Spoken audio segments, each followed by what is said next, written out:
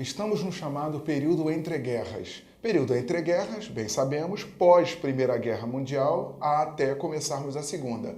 Então estamos trabalhando de 1919 a 1939. E dentre os principais episódios desse período, a crise de 1929 e a ascensão dos regimes totalitários. Estamos falando dos nazifascismos. Para que entendamos bem a crise de 1929, os Estados Unidos, eles saíram da Primeira Guerra Mundial com mais da metade do ouro do planeta em seus cofres. Uma Europa no vermelho, uma Europa arrasada, devendo o esqueleto aos Estados Unidos.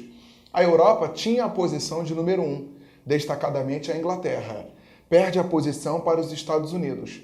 O momento que os Estados Unidos tornam-se primeira economia do planeta, permanecendo assim até hoje, final da Grande Guerra, final da Primeira Guerra Mundial, estamos falando de 1918, 1919, quando iniciamos o chamado período entre guerras.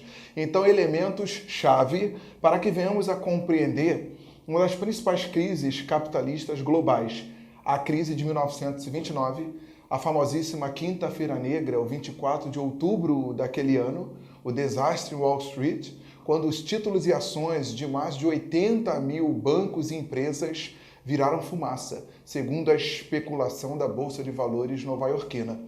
Elementos que precisamos assinalar. A hegemonia dos Estados Unidos, como eu já bem disse, saíram da Primeira Guerra com mais da metade do ouro do planeta em seus cofres. Então guarda esta informação, eles possuem lastro-ouro, poderosíssimo lastro-ouro. Uma Europa arrasada, devendo milhares de milhões aos Estados Unidos, e os Estados Unidos adentrando os anos 1920, tomados por uma euforia produtiva de bem-aventurança, de progresso, de sucesso, desenvolvimento.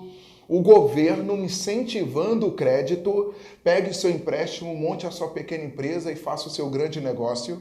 Surgem, no iniciar dos anos 20, vários empreendimentos industriais, empresariais, bancários, comerciais, uma verdadeira euforia produtiva. Você começa a ver mais do que nunca o momento áureo da era do rádio e vários os lares conseguindo ter seus aparelhos, segundo a desenvoltura promovida pela Segunda Revolução Industrial. Esse é o contexto que nós estamos vivendo neste momento. Por falar em contexto industrial de momento, estamos ainda vivendo a lógica do liberalismo. Outro elemento importantíssimo que precisamos compreender para facilitarmos a nossa visão em relação à crise capitalista desse cenário. O liberalismo aqui para a gente é aquele liberalismo clássico ainda, da não intervenção do Estado na economia. Lembra? O laissez-faire, laissez-passer, le monde va, deixar fazer, deixar passar, o mundo caminha por si mesmo. Aqueles princípios do liberalismo clássico, princípios do liberalismo de Adam Smith, da não intervenção do Estado na economia, princípio da mão invisível, alegando que a economia regula-se por si mesma. Estamos vivendo lógica liberal, não intervenção do Estado na economia. E nesse mesmo contexto ainda liberal, de não intervenção do Estado na economia, nós apresentamos a lógica fordista de produção. E o que você lembra de fordismo de produção? A esteira produtiva, a produção em série, em massa, em larga escala, muitos estoques e armazenamentos. Olha que elementos perigosos juntos. Não intervenção, deixar fazer, deixar passar, e vamos produzir, vamos estocar, vamos armazenar, para que o Estado controlar, ainda mais nesse momento que o mundo precisa de nós. Entendamos bem, o famoso American Way of Life, eis o modo de vida, siga o modo de vida norte-americano. A desenvoltura, a euforia, o progresso, o desenvolvimento, o consumo. Deixar fazer, deixar passar. Vamos produzir, vamos estocar, vamos armazenar em série, em massa, estoques, armazenamentos e sem a intervenção do Estado na economia, porque a economia regula-se por si mesma. Deixar fazer, deixar passar, vamos produzir, vamos estocar, vamos armazenar, para que o Estado controlar. O mundo precisa de nós. Nós precisamos produzir para nós, temos que produzir para abastecer a Europa e temos que produzir para abastecer as áreas que antes a Europa abastecia. Então vejamos a tamanha euforia. O que eu quero que você veja nesse momento? Neste momento, nós temos os Estados Unidos enviando milhares de milhões para a Europa, milhares de milhões em empréstimos, milhares de milhões em dinheiro para a Europa poder se reerguer dos deixados da Primeira Guerra Mundial. A Europa foi palco principal da Grande Guerra. Então, a Europa arrasada, destruída, precisando dos Estados Unidos para o seu reerguimento. Os Estados Unidos enviam milhares de milhões em dinheiro, os Estados Unidos enviam milhares de milhões em produtos,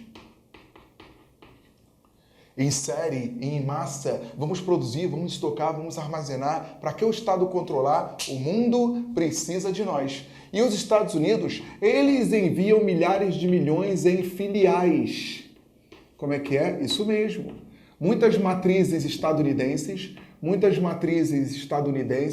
estabelecendo suas filiais na Europa. E informação importante, você tem filiais de bancos, empresas, estabelecimentos empresariais, comerciais, filiais estadunidenses na Europa, com europeus trabalhando.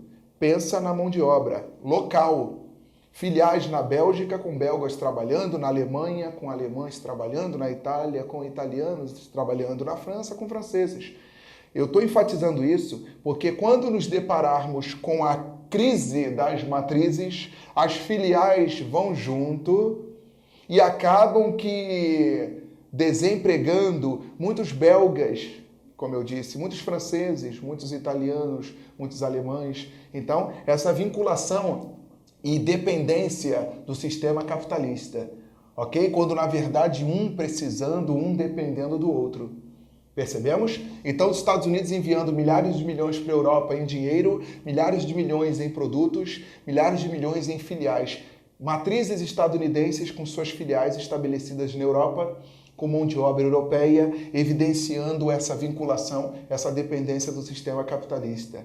Enquanto isso, na sala de justiça, os Estados Unidos, eles são exímios exportadores e eles são exímios importadores. Nesse momento, nós já bem estudamos, o Brasil vive a sua primeira república, a República Velha. O Brasil é campeão mundial de produção e exportação do café.